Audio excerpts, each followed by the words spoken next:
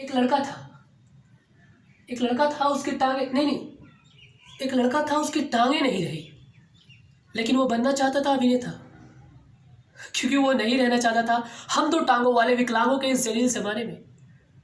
उसका था अपना रुपहला संसार, जादू नगरी, जिसे हम कहते हैं रंगमंच।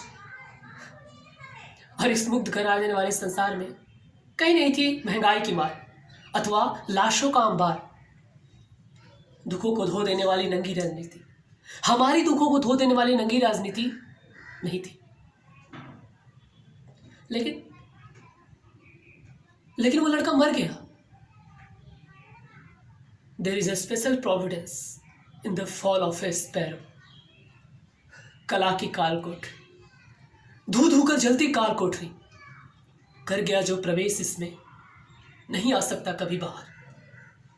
एक लंबा कारावास जिसमें से बाहर निकलने का कोई रास्ता नहीं। सूर्य की एक किरण, सूर्य की अड़ती किरण के लिए कोई प्रवेश द्वार नहीं। क्यों चुनते हैं हम इस रंगमंच को? अपनी इच्छा से, मुक्ति के लिए, हमारी आपकी मुक्ति के लिए। दुख, संताप, हिंसा, द्वेष, ईर्ष्या और जो दोगला है, जो दिन रात करता है हमारी आत्मा को लहूलुहान, उसे धोकर पोंछ देने के लिए। तभी तो हम आते हैं इस रंगमंच जादूगरनी थिएटर में, अपने आप को मुक्त करने के लिए।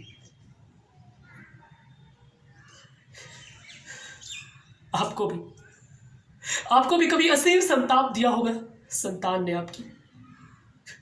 कड़कती बिजली, बरसते बरसात, चीख चीख कर चुनौती देता, किंगलियन हम है किंगलियन।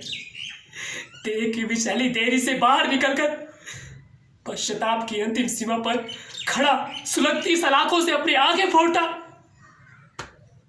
इडिपस हम है। जंगल में दहाड़ते राम हम है, लंका में दहाड़ते रावण हम है, अपनी बहन के एक के बाद एक पुत्र के हत्यारे कंस हम हैं।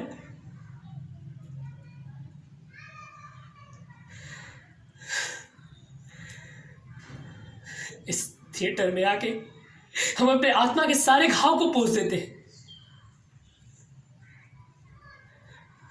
कि एक लड़का था, उसकी टांगे नहीं रही, लेकिन वो बनना चाहता था अभिनेता, क्योंकि वो नहीं रहना चाहता था हम दो टांगों वाले विकलांगों के इस जलील जमाने में।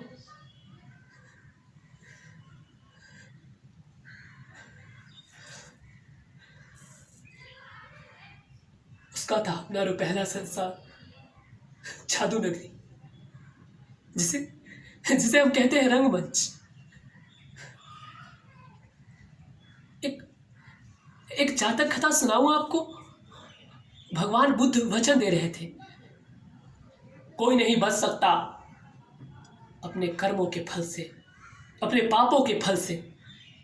तभी वहां एक स्त्री आई। वो अपने मृत बेटे को गोद में लिए विलाप करती हुई भगवान बुद्ध से पूछा, भगवान, मात्र 2 दिन में मेरे बेटे ने कौन सा पाप कर लिया जिससे उसे मिला मृत्यु दंड? आप तो प्रभु हैं, आप भगवान हैं, तो कर दीजिए मेरे बेटे को जीवित। एक माँ आपके सामने अपने हाथ फैलाए भीख मांग रही है, कर दीजिए मेरे बेटे को जीवित। कहते हैं कि भगवान भी माँ की बात सुन लेता है।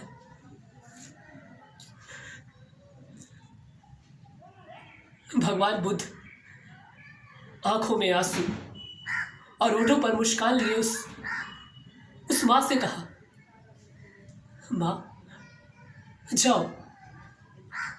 जाओ उस घर जाओ जहां से